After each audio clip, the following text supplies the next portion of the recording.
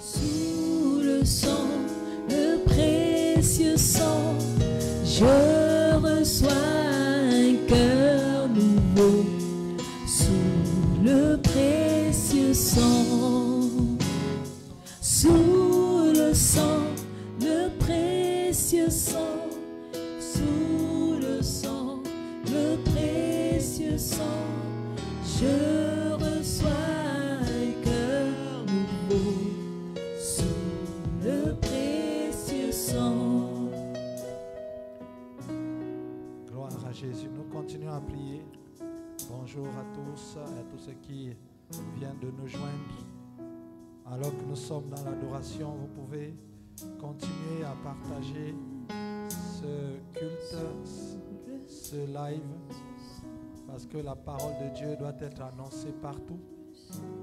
Partagez-le dans vos groupes et que nous soyons nombreux à écouter la parole de Dieu.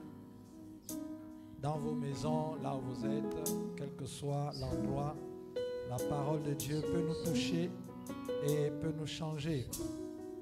Merci Seigneur pour toutes les personnes qui sont en ce moment dans leur maison. Vous qui êtes assis, vous qui êtes au salon, à la terrasse ou entre amis en train de nous regarder en ce moment. Nous croyons que Dieu est le Dieu de miracles et qu'il va nous enseigner encore ce matin. Sinon, nous encourager à annoncer sa parole et à pouvoir être motivés, zélés pour le Seigneur, quelles que soient les situations.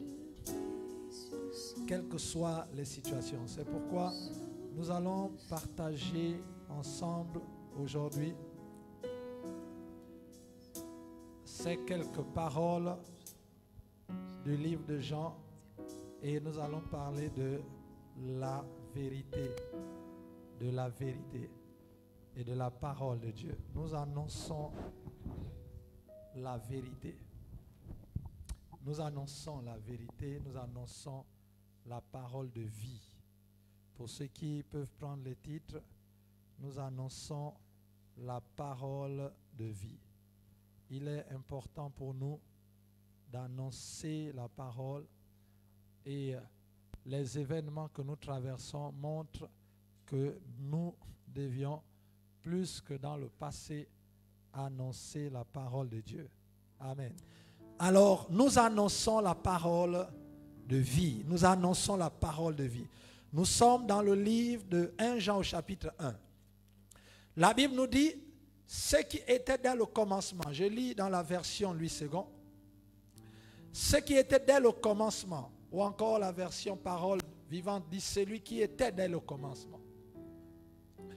Ce que nous avons entendu, ce que nous avons vu de nos yeux, ce que nous avons contemplé et que nos mains ont touché concernant la parole de vie, car la vie a été manifestée et nous l'avons vue et nous lui rendons témoignage.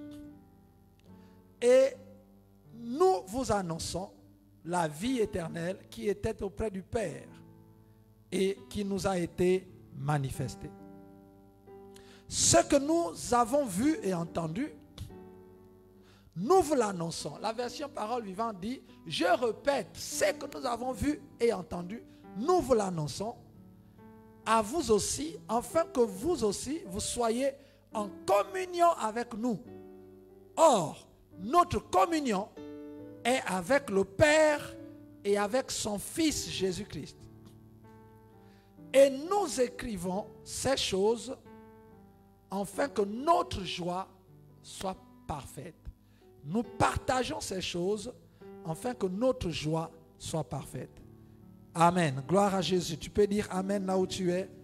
Envoie-moi un Amen. Si tu ne peux pas, si ta voix ne peut pas arriver là où je suis, tu peux l'écrire pour que je vois comment tu as dit Amen. Et c'est très important. Mais ne dis pas Amen parce que je te demande de le dire. Il faut dire Amen parce que tu es convaincu de la parole de Dieu. Vous savez, à l'église, les gens disent Amen parce que le pasteur a demandé de dire Amen. Les gens, beaucoup ne disent plus Amen parce que leur cœur est touché par la parole de Dieu, mais parce que quelqu'un a dit, dites Amen. Non, ce n'est pas une affaire de dites Amen. Il faut que l'Amen, ce n'est pas un mot. L'Amen, c'est quelqu'un. La Bible dit que Jésus est l'Amen de Dieu. Donc, c'est important. Alléluia. La Bible dit dans le livre de Romains que comment entendront-ils si personne n'annonce l'évangile? Et comment seront-ils délivrés si personne n'a entendu l'évangile? Donc, pour que la puissance de l'évangile et de la parole de Dieu soit effective dans la vie de chacun de nous, chrétiens comme non chrétiens ou non croyants pour l'instant, il faut que la parole soit entendue. Et comment entendront-ils s'il n'y a personne qui annonce? C'est-à-dire qui parle de telle ou telle chose, qui parle de Jésus. Comment entendront-ils si personne n'annonce? Alors, nous revenons dans le livre de Jean, 1 Jean. Il dit, nous vous annonçons quelque chose. Nous sommes dans la fin des temps. Nous devions annoncer la parole de Dieu encore plus qu'avant. Et oui, que vous soyez convaincus ou pas, nous sommes dans la fin des temps. Cela ne dépend pas de vous. C'est la Bible qui nous dit que nous le sommes. Alors nous le sommes. Et il nous reste peu de temps sur la terre. Nous avons besoin. Nous avons intérêt pour l'avancement de l'œuvre de Dieu. Pour la grâce qui nous a été donnée, communiquée par Dieu à travers son Fils Jésus. Nous devions annoncer. Dieu nous a laissés sur la terre pour annoncer sa parole. Nous ne sommes pas restés sur la terre pour adorer Dieu parce que nous pouvons l'adorer étant au ciel. La raison première pour laquelle Dieu nous laisse sur la terre, c'est pour étendre son royaume, amener le maximum d'êtres humains à être au salut et à être délivrés de l'enfer. Voilà pourquoi nous sommes ici. Sinon, nous attendons à adorer dans la perfection dans le ciel. Et Dieu nous aurait amenés. Mais l'important sur la terre, c'est d'annoncer l'évangile. C'est-à-dire la priorité numéro 1. Pourquoi? Parce que la terre passe, parce que ce monde a une fin. En fait, c'est beaucoup plus urgent d'annoncer l'évangile et d'annoncer la parole. Mais nous annonçons quoi? Qu'est-ce que nous devons annoncer? L'apôtre Jean ici, ou le prophète Jean, nous dit ce qu'il faut annoncer. Nous annonçons quoi? Les messages? Non, Dieu ne nous a pas appelés pour annoncer les messages. Les messages sont là pour édifier, encourager. Les messages sont là pour produire la foi dans les chrétiens.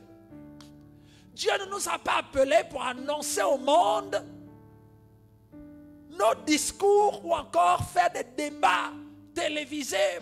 Qui est pour Dieu, qui est contre Dieu, etc. Non. Il y a d'autres qui mettent Dieu en question au lieu d'eux-mêmes se mettre en question. Voyez? Et on pense, on fait des choses. Nous ne sommes pas là pour annoncer les versets bibliques que nous avons étudiés. Ce n'est pas cela annoncer la parole de Dieu. Annoncer la parole de Dieu, ce n'est pas afficher un t-shirt où c'est écrit « Venez à moi, vous tous qui êtes chargés et fatigués, je vous donnerai du repos » et se balader dans la ville. Du moins, ce n'est pas ce que Jean nous dit ici. Annoncer la parole de Dieu, ce n'est pas seulement aller sur Internet et se réveiller, prendre un verset biblique, commencer à le commenter et avoir la conscience tranquille pour dire que j'ai annoncé l'évangile. Ce n'est pas ce que la Bible nous dit. Nous devions parcourir les nations et annoncer l'évangile. Tu peux l'annoncer par le support Internet, par le support, tous les supports que tu veux. Les brochures, les prospectus, les t-shirts, mets tous les supports que tu veux. Ce ne seront que les supports. Il y a des gens qui confondent les supports pour annoncer l'évangile, les supports d'évangélisation avec l'évangélisation. Avoir un t-shirt où c'est écrit « Venez à Jésus », c'est un support d'évangélisation. Mais ce n'est pas le t-shirt qui évangélise. Ce n'est même pas ce qui est écrit qui évangélise. L'évangélisation, c'est spirituel. Dieu n'a jamais demandé à un t-shirt d'évangéliser. Dieu n'a jamais demandé à une chose d'évangéliser. L'évangile est l'affaire des hommes. Même, ce n'est même pas l'affaire des anges. Donc, lorsque l'homme quitte sa place d'évangéliste et met à la place de support, nous perdons beaucoup dans l'évangélisation. Et notre évangélisation perd la puissance. Parce que ce n'est pas la caméra qui évangélise.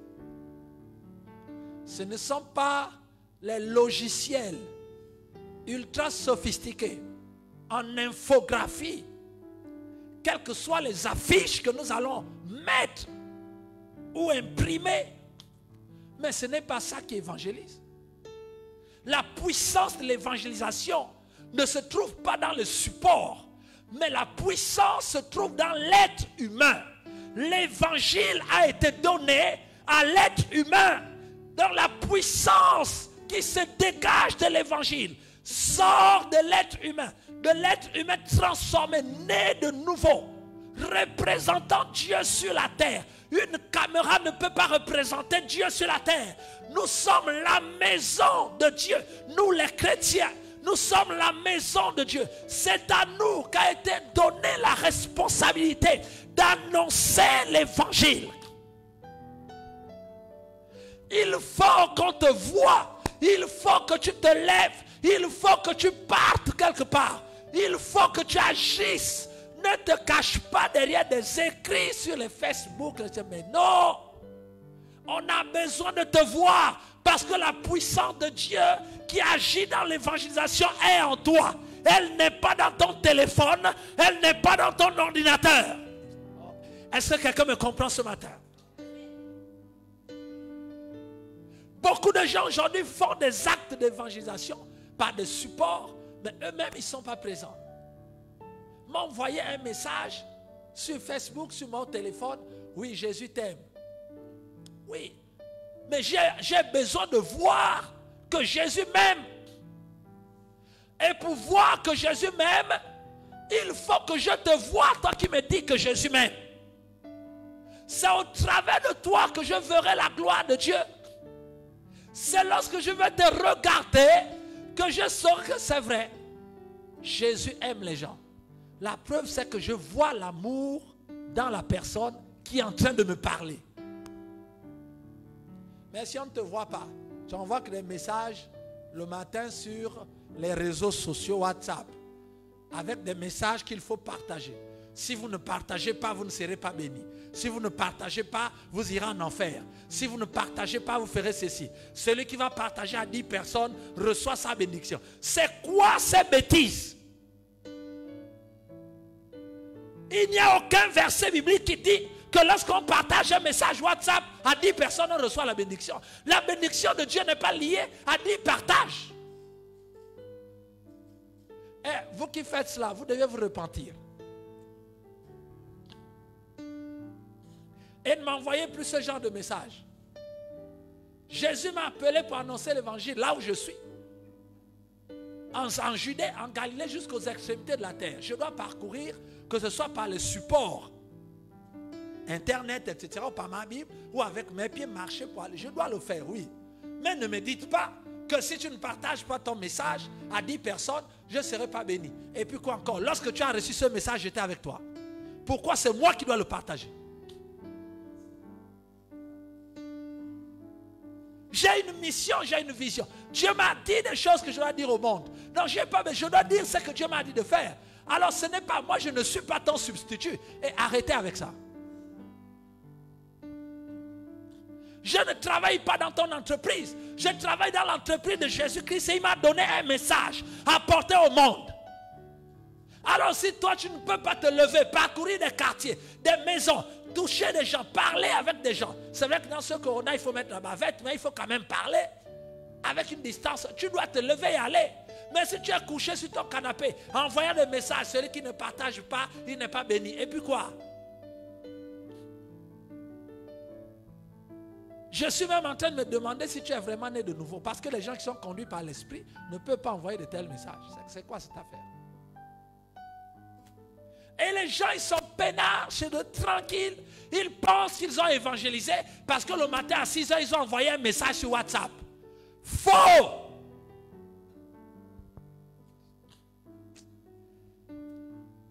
Il faut que ça change. Et j'espère que nous tous qui regardons, vous qui êtes de l'église Sif Gabon, vous ne le faites pas. Tu dois te lever, aller chez ton voisin. Si tu envoies un message à ton voisin doit te voir et voir la puissance de Dieu en toi. Si tu envoies des messages, ces messages doivent être accompagnés par ta personne, ta vie. Tu dois la démontrer. Ta vie doit être vue par les autres. Alléluia. Donc, annoncer l'évangile, ce n'est pas une affaire de connaître beaucoup de versets bibliques. L'apôtre Jean ici ne nous demande pas de connaître les versets bibliques, ni de réciter toute la Bible. Vous savez, facilement, on arrive à détecter tous les satanistes qui rentrent dans l'église avec ça. Les satanistes pensent que lorsqu'ils vont rentrer dans l'église, lorsqu'ils ont étudié toute la Bible et qu'ils vont passer le temps à réciter les versets bibliques, les gens vont les intégrer dans les églises. Malheureusement, il y en a qui sont intégrés par manque de connaissances, des leaders qui sont là, ou manque de discernement.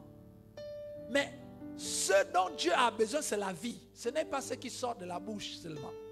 C'est de voir quelle est la vie que tu transportes. Parce que si tu n'as pas la vie de Jésus, ça se voit. Alléluia. Écoutez ce qu'il a dit. Il dit, ce qui était dès le commencement, ce que nous avons entendu, ce que nous avons vu de nos yeux, ce que nous avons contemplé et que nos mains ont touché concernant la parole de vie. Concernant la parole de vie. Et il dit au verset 2, c'est ce que verset 3, c'est ce que nous vous annonçons. Nous vous l'annonçons. Nous annonçons quoi? Tout ce qui concerne la parole de vie. Ça veut dire que lorsque je parle, la parole qui sort de moi, ça doit être les paroles de vie. Ce ne sont pas les paroles de discours ou de discussions. C'est la parole de vie. Ça veut dire que lorsque les gens m'entendent parler et m'écoutent parler, les gens reçoivent la vie dans mes paroles. Il y a la vie dans mes paroles. Jean nous dit que ce que nous devions annoncer concerne la parole de vie. Donc ça concerne les choses, la parole qui donne la vie quelque part. Regarde dans ta vie. Est-ce que tu as la vie de Dieu, la vie éternelle? Il prolonge en disant, c'est la vie éternelle. La vie éternelle, ça veut dire la vie éternelle. La vie éternelle, ça veut dire une vie qui a été toujours et qui sera toujours. Et la Bible dit que cette vie était avec Dieu et elle s'est faite chair. Il dit au verset 2, car la vie a été manifestée et nous l'avons vue et nous lui rendons témoignage. Donc Jésus, c'est la vie, c'est la matérialisation de la vie. La Bible dit que cette vie qui était auprès de Dieu s'est manifestée. Donc lorsque nous regardons la personne de Christ, en fait c'est la vie. C'est la vie qui a pris une forme. En lui c'est la vie. Voilà pourquoi toutes les paroles qui sortaient de lui, c'est vie. Or la vie c'est quoi?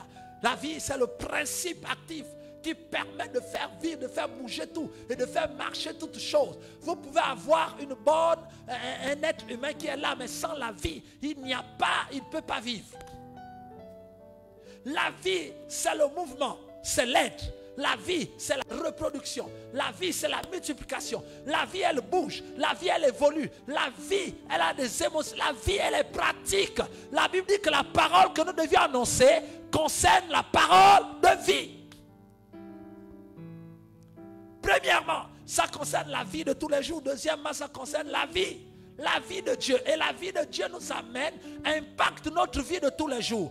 Donc le message de l'évangile, ce n'est pas de la théologie. L'évangile n'est pas une science. L'évangile, c'est la vie. Nous transmettons la vie. En d'autres termes, l'évangile ou l'évangélisation, c'est la transmission de la vie divine aux gens qui n'ont pas la vie de Dieu. Donc ça n'a rien à voir avec l'intellect. Ça n'a rien à voir avec nos concepts. La vie, c'est la vie. Ça veut dire qu'une fois j'ai fini de parler à quelqu'un, si la personne était triste, elle repart. Quand je la quitte, elle est en joie. Elle a reçu la vie. Ça bouge, c'est concret. Ce n'est pas le hasard, ce n'est pas le faux semblant. Les gens qui n'ont pas trop de la vie de Dieu aiment bûcher les versets bibliques. Donc il est obligé de compenser le manque de vie par la récitation des versets bibliques pour essayer de montrer aux gens qu'il a la vie. Non, la vie, on n'a pas besoin de la démontrer. La vie, ça se transmet. Quand quelqu'un est vivant, ça se voit. Ça se voit si vous êtes vivant ou pas. Et les vivants reconnaissent les vivants. Et les vivants vont vers les vivants. Mais les vivants aussi reconnaissent les morts. La preuve, c'est que ce sont les vivants qui enterrent les morts. Mais les morts ne reconnaissent plus les vivants. Voilà pourquoi les gens qui sont morts dans leur foi, dans l'église, qui ne sont jamais nés dans la vie de Dieu, elles auront du mal à discerner qui est vraiment né de nouveau, qui est rempli du Saint-Esprit. Elles ne peuvent pas, ce sont des morts. Un mort ne peut pas savoir ce que les vivants font. Voilà pourquoi dans l'église, lorsque les vivants programment des choses, ils font. Les morts sont paniqués, ils se demandent, mais pourquoi on fait ça? Pourquoi on fait ça? C'est normal. Les morts ne peuvent pas connaître la vie des vivants, ils sont morts. Voilà pourquoi il faut faire attention. Toi qui boudes toujours lorsque les pasteurs, les responsables, entre guillemets les vivants, décident de prendre une orientation dans l'église. Il est toujours là, oui, mais pourquoi on fait ça? Mais pourquoi on fait ça? Mais pourquoi? Est-ce que c'est le moment? On n'a pas d'argent? Est-ce que vous avez vu ça? Est-ce que les morts, ils ne peuvent pas saisir ce que les vivants font. Parce qu'ils ont la vie de Dieu. Les vivants ont la vie de Dieu. Et Dieu les oriente. Et cette vie se communique. Voilà pourquoi quelqu'un doit ressusciter ce matin par l'évangile. Au nom de Jésus. Donc c'est la parole de vie que nous annonçons. Ça veut dire que la parole que nous annonçons doit être accompagnée, assaisonnée, précédée, suivie par la vie. Toute parole annoncée sans transmission de la vie de Dieu n'a pas de pouvoir de changer quelqu'un. Voilà pourquoi cherchons à avoir la vie.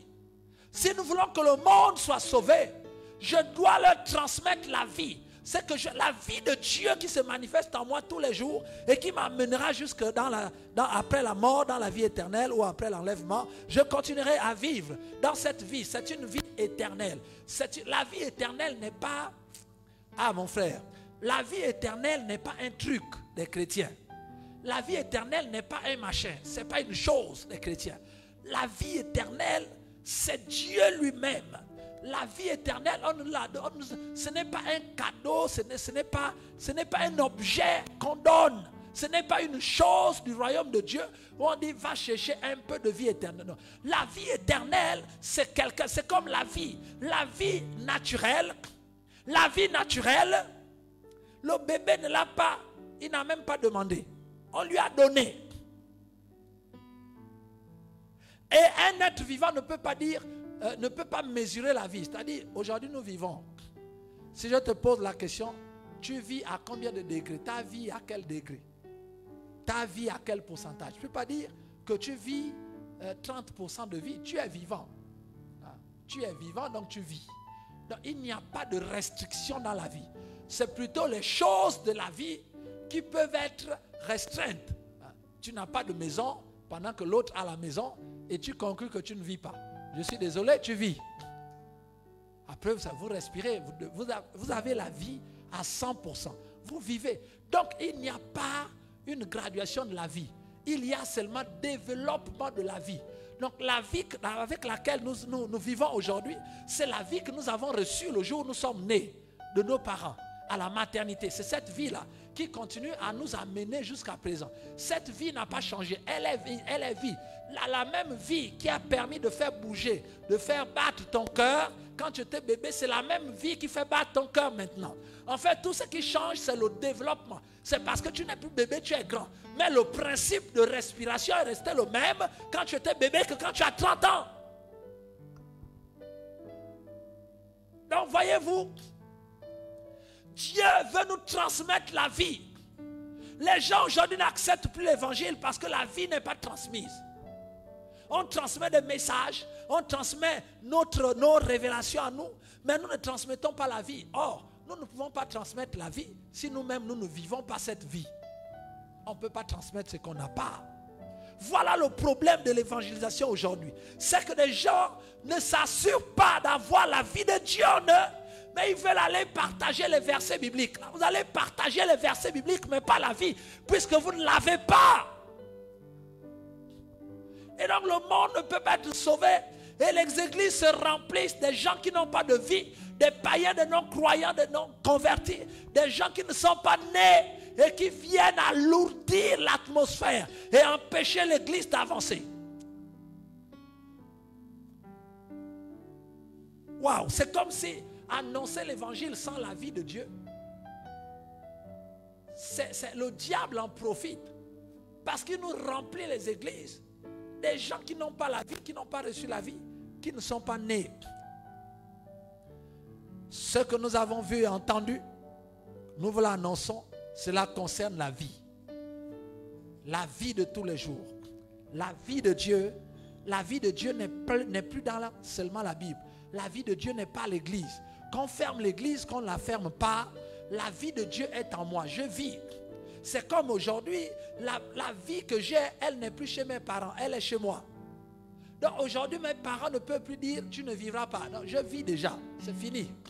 La vie est en moi. Donc, la vie de Dieu est en toi si tu es né de nouveau. La vie de Dieu n'est pas à l'église. Donc ne prends pas pour excuse le fait que les églises soient fermées pour aller pécher. Non, tu as la vie de Dieu en toi. Tu dois pouvoir surmonter. Ne prends pas pour excuse le fait que l'église soit fermée, que tu ne pries plus. Non, tu as la vie de Dieu. Ou que tu n'annonces plus l'évangile. Oh non, d'autres vont penser, oui, le comité évangélisation n'est plus. Comme on ne va plus au comité évangélisation, je ne peux plus annoncer l'évangile. Faux, mon frère. Ce que nous annonçons concerne la vie de Dieu. Et il dit que cette vie, nous annonçons l'évangile. Pourquoi? Nous annonçons l'évangile pour que ceux qui ne sont pas en communion avec Dieu, ceux qui ne connaissent pas Dieu, puissent être en communion avec Dieu au travers de nous. Il dit, nous voulons que vous soyez en communion avec nous comme nous le sommes avec Dieu et son Fils, Jésus-Christ. Donc l'objectif de la vie chrétienne, l'objectif de l'évangélisation, par autant pour moi, ce n'est pas d'amener les gens à la guérison. Ce n'est pas d'amener les gens à être bénis matériellement. Ce n'est pas ça le but de l'évangélisation.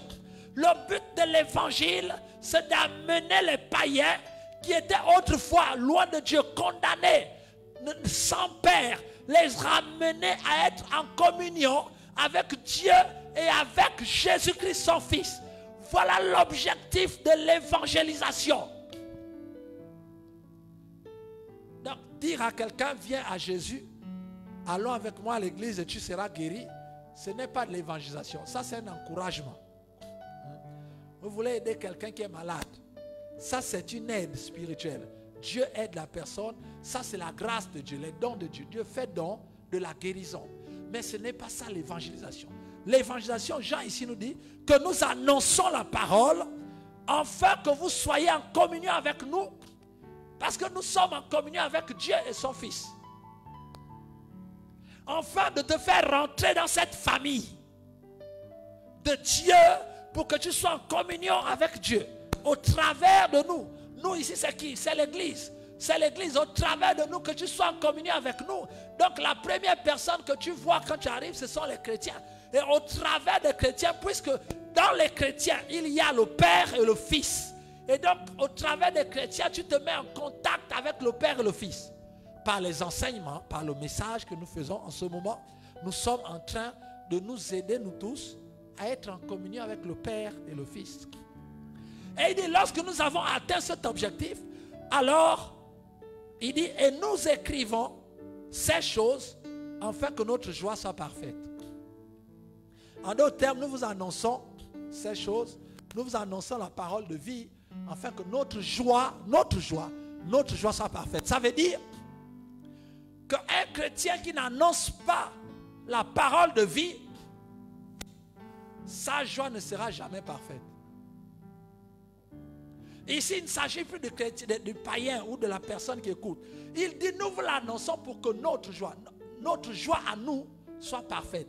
Ça veut dire qu'un chrétien qui n'annonce pas la parole de vie, qui n'annonce pas l'évangile, qui n'est pas témoin, cette personne-là, sa joie en Christ ne sera pas parfaite. C'est comme si tu sentiras toujours un manque. Quelque chose me manque.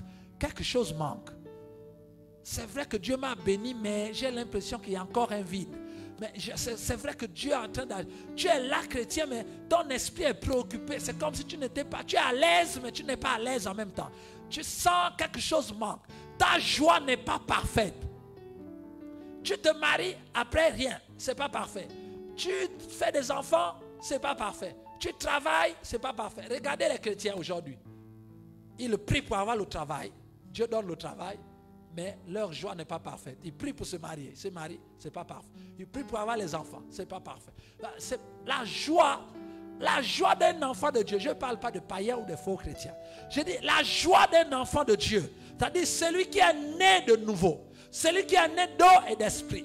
Celui qui est né de l'esprit de Dieu. Celui qui est en communion avec Dieu ne peut pas avoir une joie parfaite s'il n'ajoute pas à sa vie annoncer l'évangile, annoncer la bonne nouvelle, annoncer la parole de vie.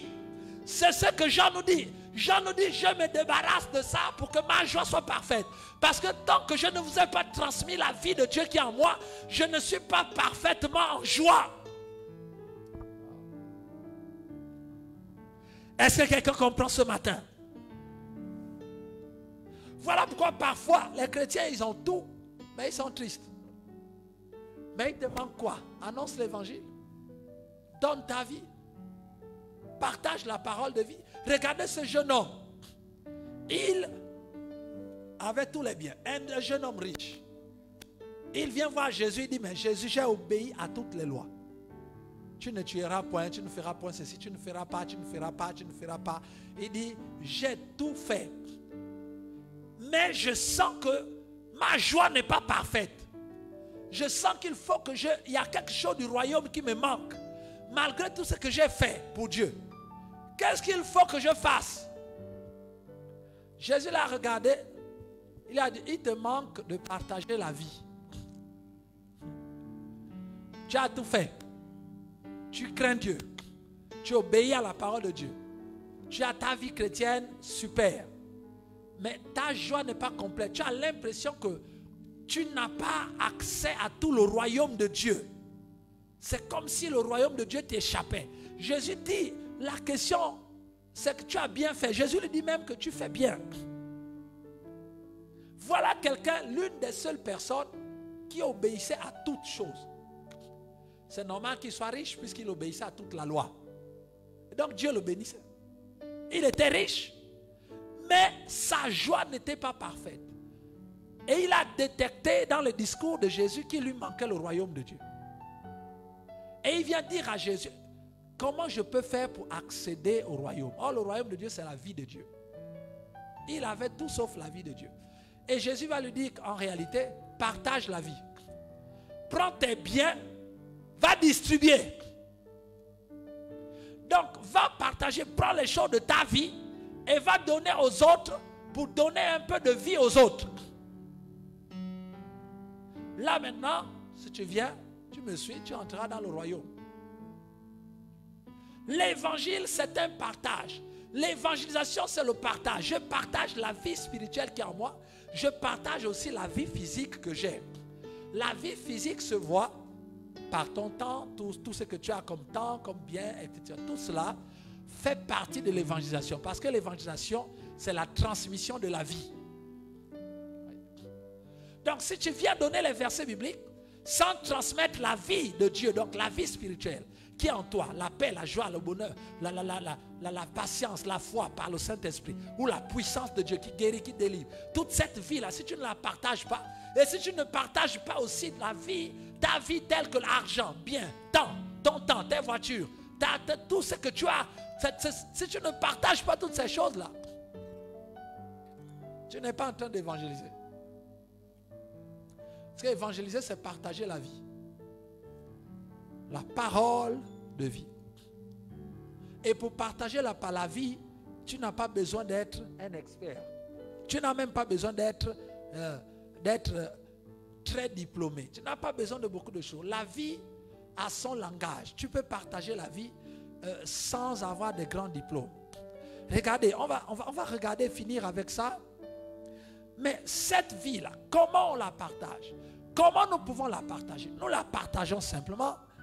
Regardez ce qui est écrit. Dieu nous donne le canevas. Il nous dit en quoi consiste la vie que nous devions annoncer. C'est clair, mon frère. Regardons ensemble.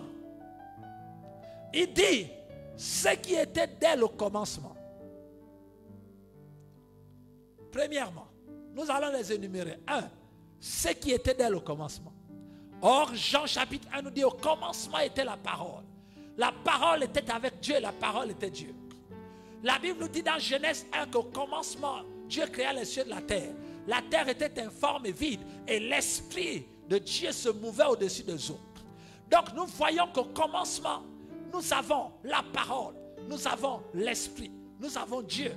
Au commencement est Jésus. Au commencement de notre monde est l'esprit de Dieu. Il dit ce qui était dès le commencement. Qu'est-ce que nous devions annoncer aux gens? Nous devions annoncer aux gens celui qui était dès le commencement. Le commencement de l'évangile commence avec Christ. Parce que c'est lui le commencement du monde, de la création. C'est lui, la Bible dit que tout a été créé par lui et pour lui. Et tout existe par lui. Il est le commencement. Celui qui était au commencement de la création. C'est la parole. La parole de vie. Jésus fait tien. Quiconque annonce autre chose est déjà à côté de la plaque. Mon frère, la première chose à annoncer, c'est celui qui était au commencement de ta vie, c'est-à-dire Christ, Jésus. C'est lui qui doit être annoncé. Si tu fais tout un message d'évangélisation où le thème c'est comment être guéri, tu parles de la guérison, c'est bien. Mais la Bible dit que l'annonce que nous devions faire concerne premièrement ce qui était au commencement.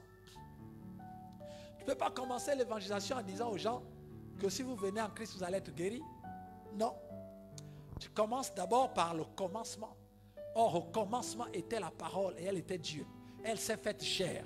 Tu dois commencer d'abord à présenter qui est Christ, qui est Jésus. C'est lui la base. La Bible dit qu'il est le fondement, il est la pierre angulaire. C'est lui. Tu dois te baser sur lui. J'annonce Jésus. Je n'annonce pas les choses que Jésus a faites. Parce que la guérison n'était pas au commencement. La guérison n'était pas au commencement. Le mariage n'était pas au commencement. Même le diable n'était pas au commencement du monde. Aujourd'hui, on annonce l'évangile par le diable. En annonçant le diable, on n'est pas là pour annoncer le diable et les démons. Le diable et les démons n'étaient pas au commencement du monde. Quand Dieu a créé les cieux et la terre, le diable était là-bas. Il était encore dans le ciel en tant que Lucifer, en train de chanter en tant qu'ange, en train de faire la volonté de Dieu. Dans la création, le commencement ne commence pas par le diable. Et même si on va dans le ciel, la Bible dit que nous avons été tous prédestinés en Christ. Christ existant dans le ciel, même le diable n'était pas encore créé. Parce que la Bible dit que c'est Christ qui a créé les visibles et les invisibles. Les trônes, les dignités, les dominations, les autorités. Donc ça veut dire que la Bible dit que nous existions, nous les humains, nous existions en Christ. Nous étions en lui. Or Christ ne meurt pas. Il est l'esprit. Ça veut dire qu'au moment où Jésus créait les anges, nous étions déjà en lui. Donc le commencement de l'évangile, ça ne peut pas être Satan fait ceci, Satan fait cela. Attention, Satan n'est pas le commencement de l'évangile. Le commencement de l'évangile, c'est Christ. Je dois prêcher Christ et non mon église et non mon ministère. Le commencement de l'évangile, ce n'est pas ton ministère. Ce n'est pas en mettant, venez à l'église Sive et vous allez voir les miracles. Miracles de Dieu à Sive. Ce n'est pas ça le commencement de l'évangile. Nous n'avons pas de résultats parce que nous allons prêcher nous-mêmes. Non, nous devions présenter Christ. Qui il est? Je vais te parler de Jésus. Quel Jésus? Non, le Jésus qui vit en moi. Voilà ce qu'il est. Voilà ce qu'il est. Ce qu'il a fait dans ma vie. Voilà. On présente. L'évangile est basé sur Christ. L'évangile est christocentré. La Bible dit que Jésus est l'alpha et l'oméga. Le commencement et la fin, mon frère. Si au commencement de ta prédication, il n'y avait pas Jésus, pourquoi veux-tu qu'il soit à la fin? Pourquoi au début, tu as commencé ton évangélisation par autre chose? Tu parles de miracle, tu parles de délivrance, tu parles de ceci, sauf de présenter qui est celui qui était au commencement. Et à la fin de la prédication, tu dis aux gens maintenant, levez-vous, nous allons manifester, nous allons voir la gloire de Dieu. Quelle gloire de Dieu?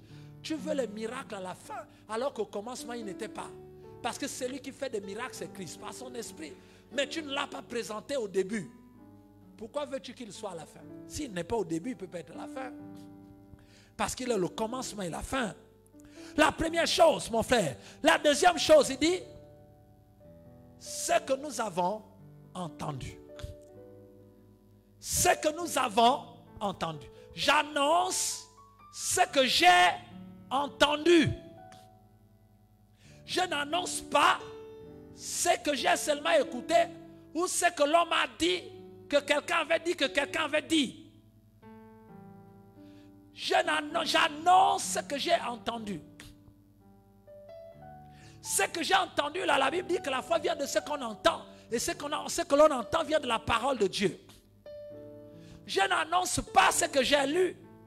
Je n'annonce pas les témoignages des autres seulement. J'annonce ce que j'ai entendu. Que j'ai entendu d'où? J'ai entendu du ciel. J'ai entendu Dieu me dire. J'annonce ce que j'ai entendu de Jésus. Qu'il m'a révélé, qu'il m'a dit. C'est ça que j'annonce aux païens et aux autres pour qu'ils soient en communion avec Dieu. Jean dit, ce que nous avons entendu. Qu'est-ce que tu as entendu de Dieu? Depuis que tu es chrétien, chrétienne, qu'est-ce que tu as entendu? Dieu te dire. D'entendre et à comprendre. Qu'est-ce que tu as compris de Dieu?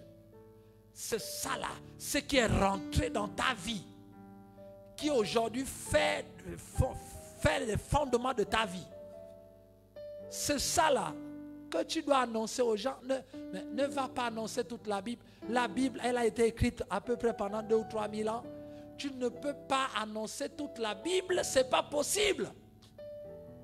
Tu dois entendre un message, le comprendre dans ta vie. Et quand tu l'as entendu, tu as compris, alors tu peux transmettre. Parce que l'évangélisation ou l'évangile, c'est la transmission de la vie. Donc, lorsque j'ai compris quelque chose à dire, j'ai pris cette chose-là dans ma vie, je peux maintenant la transmettre. Quand quelqu'un a compris une leçon, il peut même expliquer mieux que le professeur aux autres. Quand quelqu'un entend, quand tu as compris, tu peux expliquer. Donc quand tu as compris, tu peux maintenant transmettre. Il y a certains d'entre nous, quand nous étions au lycée ou à l'université, il y a des parties, des matières que nous avons compris. Le professeur enseignait, ou l'enseignant, le docteur qui est là, ils ont enseigné, tu n'as rien compris. Mais à un moment donné, un collègue, un condisciple de classe, qui lui a compris la leçon, il vient t'expliquer avec ses mots. Et tu dis, d'accord, ouais. Donc c'est ce que le prof voulait dire. Pourquoi? Parce que lui, il a entendu, il a compris. Donc il peut transmettre. En fait, il ne vient pas t'expliquer. Il vient te transmettre sa compréhension. L'évangile, c'est une transmission de vie. En fait, ce que tu as entendu concernant quoi? Concernant la parole de vie. C'est-à-dire ce que tu as compris de la vie de Dieu. Ce qui est le moteur de ta vie. La vie de Dieu qui vit en toi C'est ça là que tu dois transmettre. C'est ça que tu as entendu. C'est avec ça que tu vis. Tu vis avec quoi? C'est pas seulement nous envoyer bonjour, que Dieu vous bénisse. Que Dieu vous bénisse. Donc, tu as entendu que Dieu vous bénisse, c'est pas ça l'évangile. Que Dieu vous bénisse. Oh, soyez bénis ce matin. Et béni, bonjour, bonjour, béni, béni, béni. C'est pas ça. Qu'est-ce que tu as entendu? Rare, je regarde les réseaux sociaux. Rares sont les fois, vous voyez à l'église des messages qui vous remplissent. Vous regardez 52 messages. Waouh! Et quand tu ouvres, tu vas se marrer. Bonjour, bonjour. Bonjour, bonjour. Comment ça va? Ça va bien. Bonjour, bonjour, bonjour. Dieu te bénisse. Et toi aussi. Et ma soeur, et mon frère. Oh, oh, oh. Bonjour, bonjour, bonjour, bonjour. 52 messages de bonjour que les chrétiens se distribuent entre 6h et 8h. Il n'y a personne qui dit ce qu'il a entendu. Ce qu'il a compris de la vie. De la vie de Dieu qui est en lui. Il dit, mes frères, aujourd'hui j'ai compris quelque chose de la vie de Dieu. Et je vous le transmets. Afin que dans la journée, vous aussi vous soyez en communion avec le Père et son Fils. Aïe.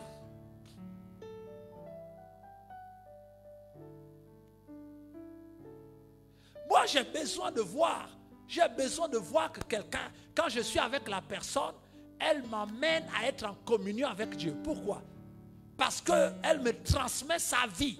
Parce que la vie de la parole qui est dans la personne, lorsque la personne me transmet cela, que ce soit par les exhortations, par la prière, ou par le fait de la communion fraternelle, ou des échanges, l'édification, il me transmet la vie qu'il a compris de Dieu, ce qu'il a entendu de Dieu. Et lorsque ça vient à moi, ça vient avec la vie. Et cette vie m'amène automatiquement à être en communion avec Dieu. En fait, ça me pousse vers Dieu.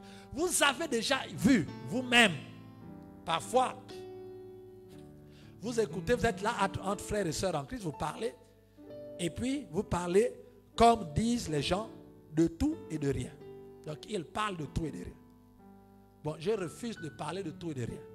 Moi je parle de tout. Je ne suis pas là pour parler de rien. Donc je parle de tout. Alors, ceux qui parlent de tout et de rien, parfois ils sont en train de parler, on donne des versets bibliques, mais ça ne te touche pas. Tu l'as déjà vécu. Je sais que tu l'as déjà vécu. Tu l'as vécu. Si tu es enfant de Dieu, tu l'as déjà vécu. Donc, tu étais là en train de parler avec des frères et sœurs et à écouter même des messages ou à écouter des... Et ça ne te fait rien du tout. Et puis, il y a un frère qui arrive ou une sœur qui arrive au milieu de vous. Et elle commence à lancer une parole. Tu as l'impression que cette parole vient te transpercer le cœur. Tu as l'impression que c'est comme si elle vient d'ouvrir une fenêtre du ciel et la lumière est rentrée dans ta vie. Et automatiquement, des choses commencent à bouger dans ton esprit. Et le Seigneur te dit que cette parole, toi-même tu vois la solution. Tu dis, aïe, mais c'est la question que je me posais depuis une semaine. Il vient de me répondre à cette question. Et la vie rentre. Et automatiquement, les choses changent. Si tu étais triste, tu commences à être en joie. Tu commences à sauter. On dit, mais qu'est-ce qui se passe? Tu dis, non, là je viens de recevoir une révélation. C'est que la sœur l'a dit. Ah non, ça vient de Dieu. Ça vient de Dieu. Ça vient répondre à mes préoccupations, mes interrogations. Je sens maintenant que je suis libre. Mon frère, en fait, la personne t'a transmis ce qu'elle a compris de la vie de Dieu. Et comme elle t'a transmis ce qu'elle a compris, alors elle t'a transmis la vie. Et la vie venant en toi, la vie te pousse à être en communion avec Dieu. Et lorsque vous avez ce genre de paroles, cela vous pousse à la consécration. Parfois, cela vous pousse même à la prière. Que même pendant que le frère est en train de parler, il est seulement en train de dire ce qu'il a compris, ce qu'il a entendu du Saint-Esprit. Mais ça vous transperce. Toi-même, tu commences à prier. Tu dis, oh, ça c'est fort. Lui, il est là, il se tord. Il dit, ah, mais moi, je ne fais que dire ce que j'ai compris. Qu'est-ce qui se passe? Et il le voit autour de lui. Les gens qui disent, non, mon frère, c'est fort. Il dit, ah bon, donc c'était fort. On dit, oui, là, vraiment, non. Là, tu viens de nous libérer, là. Les gens commencent à prier seuls. Merci Seigneur pour ta parole qui me libère ce matin. Tu dis, aïe, moi, je n'ai fait que dire ce que j'ai écouté le Saint-Esprit me dire. Mais mon frère, tu n'as pas fait que dire. Ce que tu as écouté du Saint-Esprit là, tu as entendu et ça t'a transmis la vie. Donc quand tu partages ça aux frères, tu es en train de transmettre la vie que le Saint-Esprit t'a transmise la nuit quand tu as entendu. Et quand la vie est transmise, ça amène à la communion. Les gens qui n'avaient plus envie de prier se mettent à prier. Les gens qui n'avaient plus envie de lire la parole de Dieu, qui avaient perdu l'habitude de lire la parole de Dieu. Tu vas attendre, il va dire non mais là, amenez-moi un peu la Bible. Moi aussi je vais maintenant lire. Non, là vraiment le frère m'a ouvert l'intelligence. Il m'a ouvert l'intelligence. Moi aussi je vais lire. Et il part, il est motivé, il commence à lire. Et il rentre en communion avec le Père et son Fils Jésus-Christ. Par ce que tu as annoncé, ce que tu as entendu et que tu as annoncé, mon frère. C'est comme ça que Dieu se manifeste. Quand tu vas chez les païens, tu annonces la vie de Dieu que tu as reçue du Saint-Esprit. Ça va bouger. Eh mon frère. Un jour, pendant que je prêchais, je parlais sur l'homme charnel et l'homme spirituel. Il y a un chrétien qui allait faire suivre la vidéo aux musulmans. Il a réuni un groupe de musulmans. Il leur a fait suivre. À la fin, les musulmans disent, ah, lui là c'est un pasteur différent. Ça c'est vraiment très bien ça. Aucun musulman n'a dit non, mais Jésus c'est Issa, Jésus c'est ceci, nous c'est Mahomet. La discussion s'est arrêtée net. Ils ont commencé à dire, ah, il faut vraiment, ça c'est vraiment bien. Ça c'est vraiment bien. Je me souviens d'une fois, un message qu'on avait prêché à l'église un dimanche. Et j'avais oublié le CD dans la voiture. Donc le CD était dans la voiture, dans le lecteur de la voiture. Et on a amené le véhicule au garage.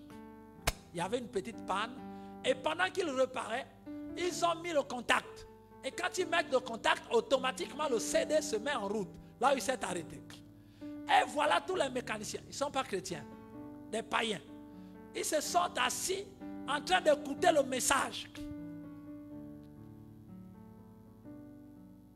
Et le message parlait, je ne sais même plus de quoi on parlait.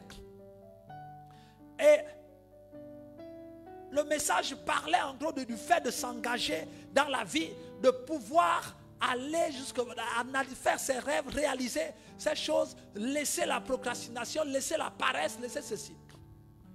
Donc dès que j'arrive récupérer le véhicule l'après-midi, le soir, en fin d'après-midi, je trouve tous les garagistes et ceux qui font la peinture, les tauliers, les mécaniciens.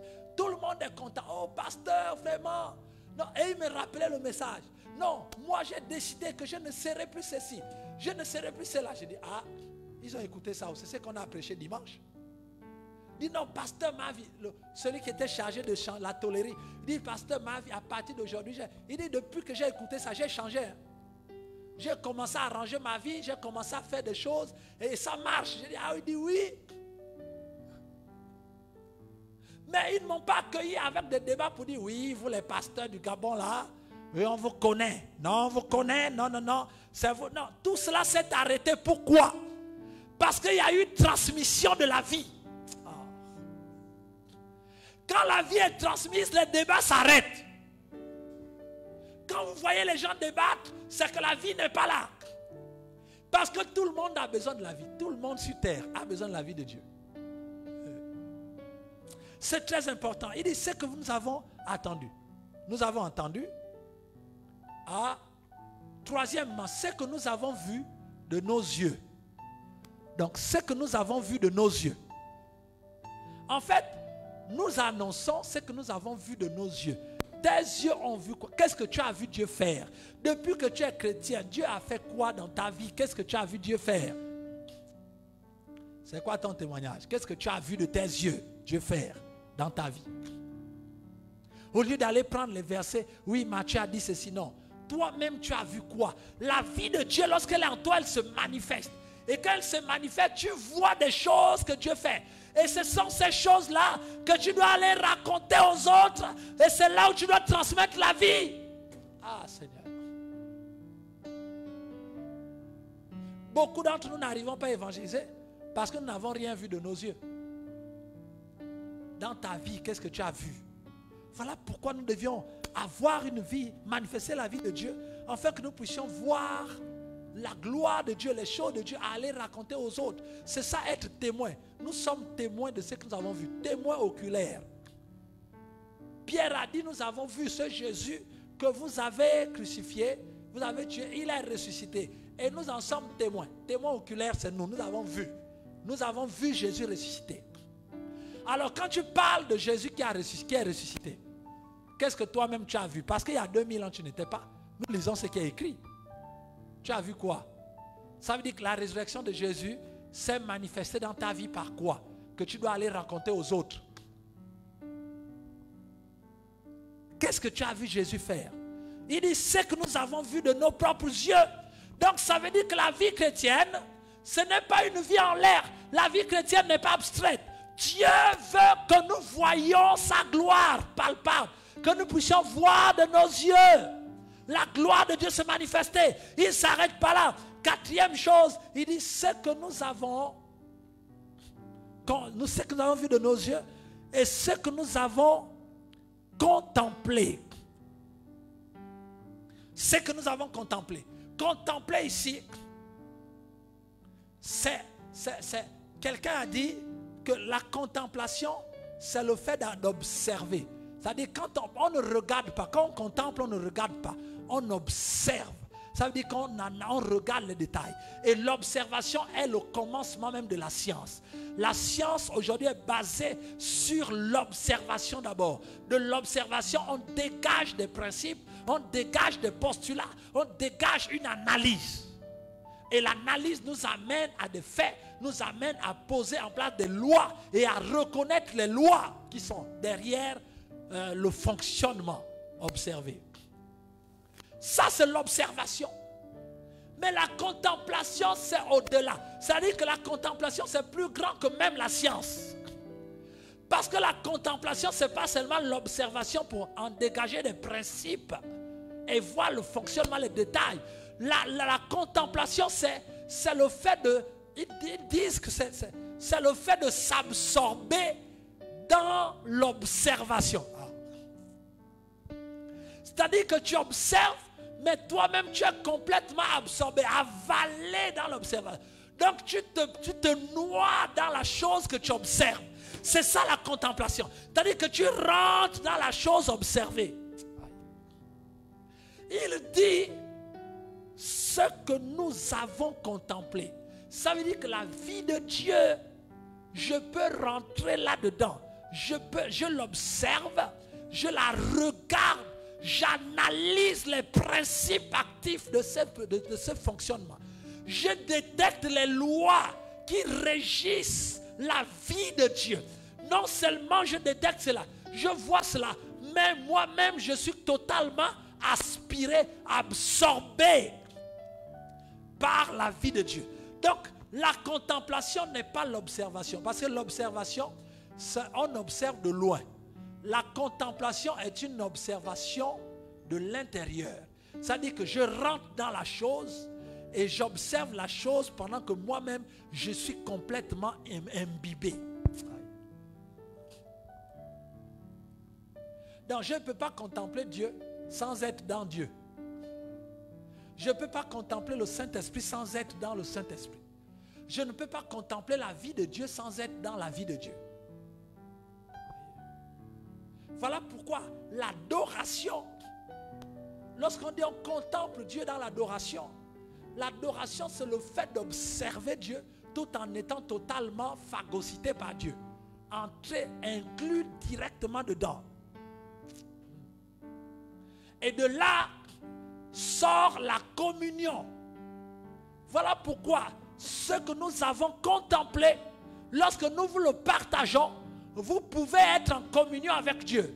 Parce que nous-mêmes, nous étions en contemplation. Et nous savons, nous-mêmes, nous avons vécu cette communion. Et nous vous transmettons la vie. C'est-à-dire, nous vous transmettons la doc.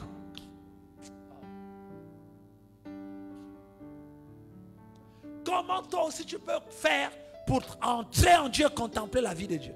Il dit ce que nous avons contemplé. 4, 5. Ce que nos mains ont touché. L'évangélisation, ce n'est pas aller dire des choses.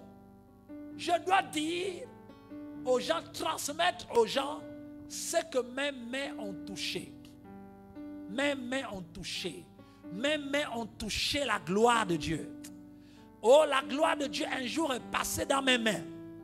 J'ai posé mes mains à quelqu'un et la puissance de Dieu est tombée, la personne a été délivrée. C'est que mes mains ont touché de la vie de Dieu. Aïe. Un jour, j'ai levé la main et quand j'ai fait un mouvement, la puissance de Dieu, l'onction est descendue. C'est-à-dire que mes mains ont touché l'onction. Mes mains ont touché le miraculeux. Mes mains ont touché la guérison. Mes mains ont été plongées là-dedans. Mes mains ont touché le ciel par l'adoration. Il dit, nous annonçons ce que nos mains ont touché. Donc nous annonçons l'expérience de Dieu. Nous n'annonçons pas, nous ne faisons pas des effets d'annonce. Nous partageons l'expérience. Parce que ce que mes mains ont touché, c'est l'expérience. Lorsque nous annonçons l'évangile, nous partageons l'expérience de la vie de Dieu. Nous partageons l'expérience, ce que nous avons expérimenté de la vie de Dieu. Devant une telle assertion, aucun sataniste, aucun païen, aucun athée, aucun religieux, aucun païen, aucun vivant, aucun mondain, personne ne peut se déroger à cela. Personne ne peut s'y opposer. Personne ne peut s'y opposer lorsque la vie est transmise. Parce que la vie, lorsqu'elle est là, elle produit. Elle produit. Si la vie se manifeste, écoutez, il y a des grands hommes, il y a des grands évangélistes des temps passés qui sont allés dans des pays musulmans arabes où les musulmans couraient pour aller, pas parce qu'ils devaient aller écouter seulement l'évangile, mais parce qu'il y avait la guérison. Le monsieur transportait quelque chose, c'est que ses mains ont touché. Ses mains ont touché la vie de Dieu. Et il allait donner la vie et non faire les débats entre Jésus et Mahomet, entre le christianisme et l'islam. Non, il ne va pas faire les discours. Il va transmettre la vie. Tout être humain a besoin de la vie. Tu feras l'unanimité sur la terre tant que tu transmettras la vie. Aïe. Ce que nos mains ont touché. Et toutes ces choses-là concernent la vie, la parole de vie. Ce qui était dès le commencement, ce que nous avons entendu, ce que nous avons vu de nos yeux, ce que nous avons contemplé et ce que nos mains ont touché. 6 éléments.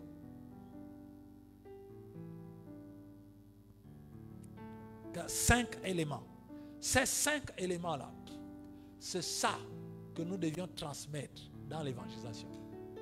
Or, 5 est le chiffre de la grâce. Lorsque nous transmettons ces choses, nous transmettons la grâce et la grâce de Dieu nous couvre.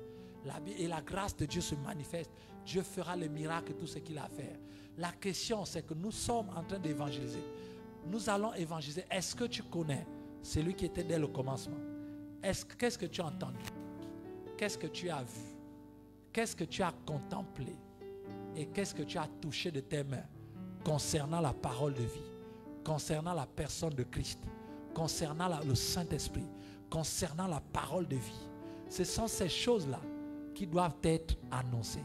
Ce sont ces 5 éléments qui composent l'évangélisation et la propagation de l'évangile. Plus tu le feras, alors le monde, ceux qui t'écouteront, seront prêts à être en communion avec Dieu. Et ils quitteront l'enfer, ils quitteront le monde pour entrer dans le royaume de Dieu. Et ton évangélisation aura des résultats parce que tu leur as transmis la vie. Et la vie va les amener à connaître Christ. La vie va produire en eux la foi, la confiance. La vie de Dieu va arrêter et va briser la mort qui est en eux. Et ils vont ressusciter, croire en Christ. C'est un miracle de l'évangile.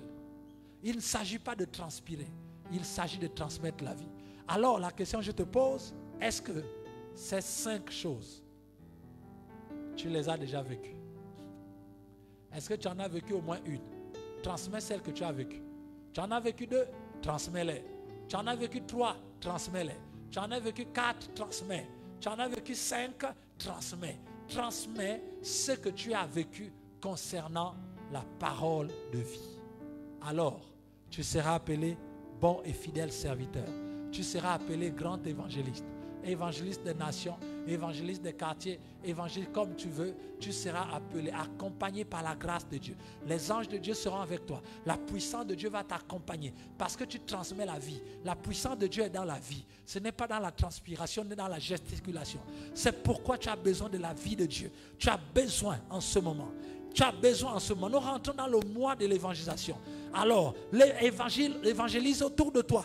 Transmets la vie. Quand je dis évangélise, je dis transmets la vie autour de toi. C'est pourquoi là où tu es, j'aimerais que tu te lèves et nous allons prier le Seigneur. Gloire à Jésus. Gloire à Jésus pour cette parole.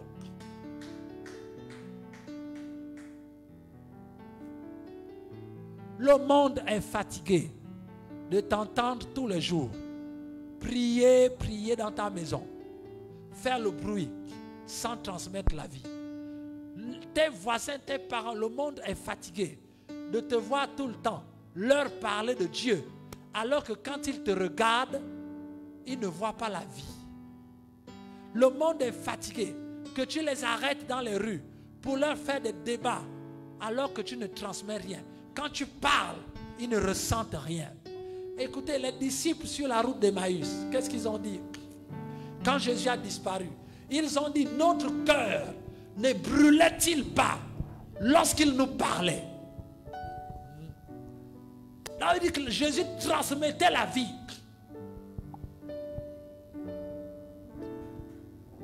Aujourd'hui, tu n'as plus d'excuses. Tu n'as plus d'excuses. Il y a pas, tu ne peux plus dire, le comité d'évangélisation n'est pas là. Les chantres ne sont pas là. Il nous faut des instruments. Il faut le plein air. Il faut des campagnes. Il faut des sorties d'évangélisation. Non. Il s'agit de la transmission de ce que tu connais dès le commencement, de ce que tu as entendu, de ce que tu as vu de tes propres yeux, de ce que tu as contemplé, de transmettre ce que tes mains ont touché concernant Christ, concernant la vie de Dieu. Voilà ce que Dieu attend de toi. Et là, c'est ce que Jésus a dit, et vous serez mes témoins. La vie de Dieu est la vie de Christ, est la vie du Saint-Esprit. La vie de Dieu est la puissance. La vie de Dieu est la paix, la joie, la manifestation de la foi, la fidélité, tout le fruit de l'Esprit. La vie de Dieu est ces choses. Donc nous sommes appelés à toucher la puissance du Saint-Esprit par nos mains. Nous sommes appelés à contempler, à être complètement imbibés dans la puissance du Saint-Esprit. Nous sommes appelés à voir de nos propres yeux la puissance de Dieu agir par son esprit. Nous sommes appelés, qualifiés pour entendre le ciel parler. Nous sommes appelés à connaître qui était dès le commencement par le même esprit. C'est pourquoi nous allons prier le Seigneur. Dis merci à Dieu pour cette parole. Élève ta voix là où tu es et dis, Seigneur, ce mois, je prends l'engagement d'être un évangéliste, mais pas un évangéliste qui vient de dire des paroles seulement. Je veux transmettre ces 5 éléments que l'apôtre Jean nous a présentés. Nous annonçons celui qui était dès le commencement. Nous annonçons ce que nous avons entendu. Nous annonçons ce que nous avons contemplé. Nous annonçons ce que nous avons vu de nos propres yeux. Nous annonçons ce que nos mains ont touché concernant la vie de Dieu. Oh, cette vie, je l'ai reçue. Gloire et honneur te soient rendus. Élevons nos voix et commençons à prier le Seigneur là où vous êtes.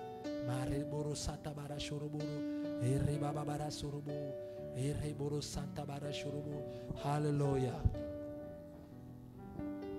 Quelqu'un doit se repentir ce matin. Demander pardon à Dieu. Nous faisons trop le faux semblant. Et nous travaillons contre l'évangélisation. Parce que nous ne transmettons pas la vie. Dieu nous appelle à transmettre la vie. Alors prie là où tu es. Élève ta voix et prie. Gloire à Jésus.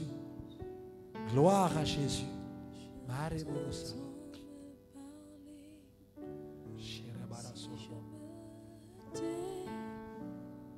Oh, j'apprendrai. Gloire, gloire, gloire, gloire. Sois libéré ce matin. Oh, n'aie pas honte de l'évangile. Transmets simplement ce que tu as vu et entendu ce que tu as contemplé par l'Esprit de Dieu. Transmets la puissance de Dieu que tes mains ont touché. Alléluia. Parle de ce dont tu as été le témoin. Dis ce que Christ a fait dans ta vie. Alléluia. Écoutez la voix du bon berger quand je l'entends. Oui, je comprends. Merci pour ta parole. Merci pour le feu que tu as mis en nous ce jour pour annoncer ta parole. Merci pour le fardeau. Et merci Seigneur pour la vie, Zoé de Dieu, qui parcourt notre être, que nous allons transmettre par l'évangile et par l'évangélisation. Nous n'avons pas honte de l'évangile, car c'est le salut de quiconque, car c'est le salut pour quiconque croit. Et nous te disons merci Père, pour tout ce que tu viens d'accomplir en ce jour, pour ta parole qui continue à produire la vie en chacun de nous. Que ton nom soit glorifié. Nous sommes résolument engagés à parler de toi, à témoigner de toi et à transmettre la vie que nous avons reçue. Père, je prie pour chacun afin que nous puissions, Seigneur, t'entendre, que nous puissions voir celui qui est dès le commencement, que nous puissions voir la vie de Dieu de nos yeux, contempler la vie de Dieu, que nous puissions toucher la vie de Dieu par la puissance de ton esprit, afin que nous puissions transmettre non des discours persuasifs de la sagesse, mais une démonstration de la vie de Dieu par l'esprit et par la puissance du Saint-Esprit.